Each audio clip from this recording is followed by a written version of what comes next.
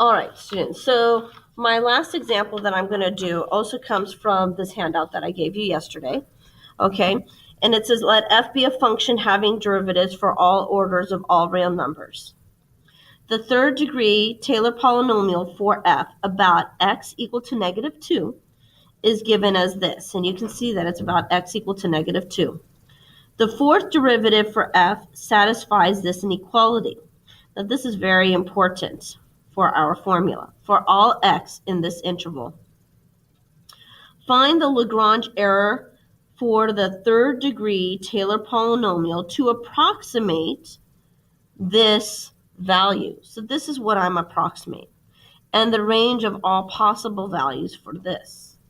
So I want to find that error using the same formula that I showed you earlier. So if I do that,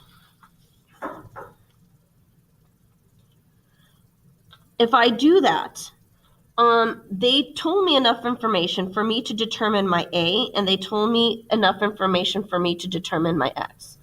Also, they gave me that the fourth derivative of any x value is going to be less than or equal to 25.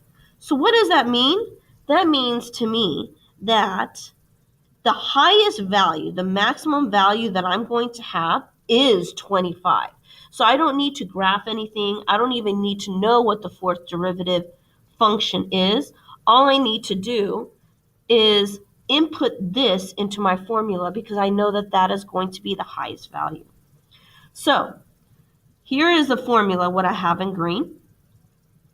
And now I'm going to input my values. So for my x, I'm going to put, that's supposed to be a negative 1.6. Okay. And I'm taking the maximum, and this was supposed to be a third degree Taylor polynomial. So that means that this is going to be the fourth derivative, 4 factorial. Input my x minus a to the fourth power. That's all of this. Okay.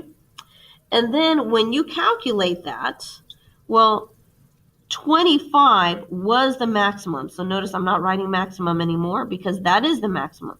I'm substituting that in. And when I calculate this, this is going to be 0.4 to the fourth power.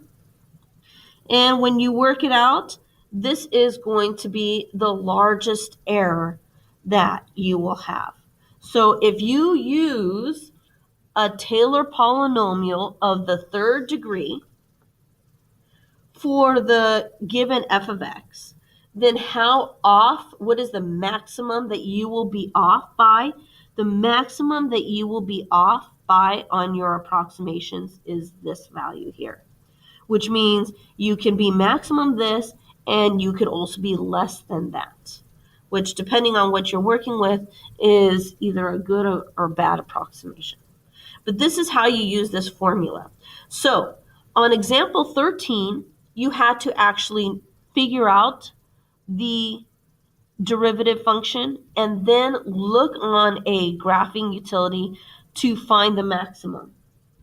On this one, they told you in their own words what the maximum value of your derivative is on the interval.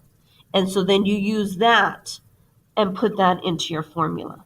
So you can have two situations where they tell you what the maximum value is for your derivative, which is example 14, what they did, or they don't tell you what is the maximum value for your derivative. So you have to graph the function and determine the interval, the x interval, and then find the highest y value on that interval and then input it into your formula. Okay? All right.